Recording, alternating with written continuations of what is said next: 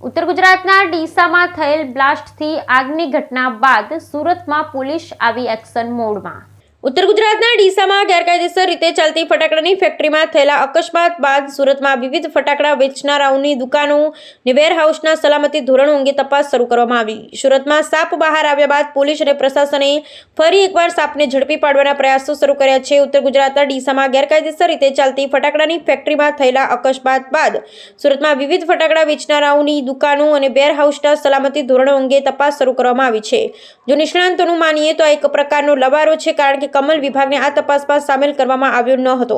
માત્ર થોડા પોલીસ કર્મીની ટીમે દુકાને પહોંચી હતી, દુકાનમાં રાખેલ સ્ટોક અને ફાયર સેફ્ટીની વ્યવસ્થા અંગે દુકાનદાર પાસેથી માહિતી મેળવી હતી। ફાયર સેફ્ટીના સાધનોની એક્સપાયરી ડેટ ચેક કરવામાં આવી હતી। દુકાનોમાં ઇલેક્ટ્રિકલ લાઇન અને શોર્ટ સર્કિટના જોખમોની તપાસ કરવામાં આવી હતી। દુકાનદારોએ દુકાનની કોઈપણ પ્રકારની જ્વલનશીલ વસ્તુઓ ન રાખવા અને સાવચેતી રાખવા સૂચના આપવામાં આવી હતી। ભૂતકાળમાં ડોક્યુ કરીએ તો દરેક મોટા અકસ્માત બાદ પોલીસને તપાસ કરવાનું જ યાદ આવે છે। તપાસના નામે થોડા દિવસ લોકડાઉન થાય અને પછી સ્થિતિ જેવી થાય તેવી જ છે। 2019માં 22 વિદ્યાર્થીઓના જીવ લેનારી તક્ષશિલા આગ હોય કે 2024માં 27 લોકોના જીવ લેનાર રાજકોટ ટીઆરપી ગેમ ઝોનની આગ હોય, આ બંને અકસ્માતો પછી સુરત શહેર સહિત સમગ્ર રાજ્યમાં મોટા પાયે ફાયર સેફ્ટી ઝુંબેશ હાથ ધરવામાં આવી હતી।